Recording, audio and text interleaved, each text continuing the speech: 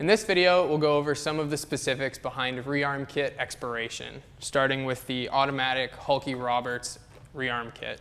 So this rearm kit has an expiration date printed on the back, and that date is also printed on the side of the bobbin.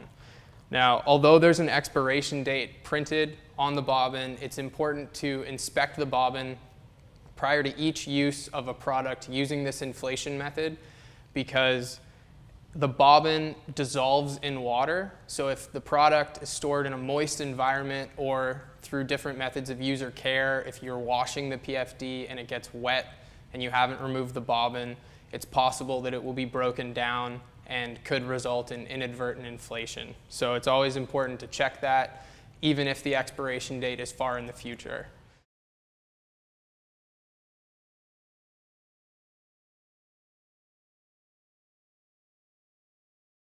The second rearm kit is the Hamar hydrostatic inflator.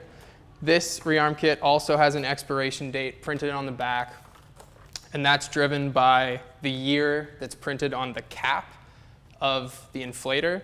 Now, the cap only shows a year, so the expiration date is the last day of that year. This cap, for example, has 2023 printed on it, so this one expires on December 31st, 2023.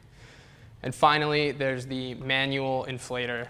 Now, this one doesn't have an expiry date. It's mainly important for this one to just inspect your CO2 cylinder and make sure that it's not corroded or degraded in any way. And if you do require a bobbin for manual rearming, it's again important to check the bobbin for its condition and make sure it hasn't been moistened or degraded in the water at all. So that was expiration dates on rearm kits. Thank you for watching.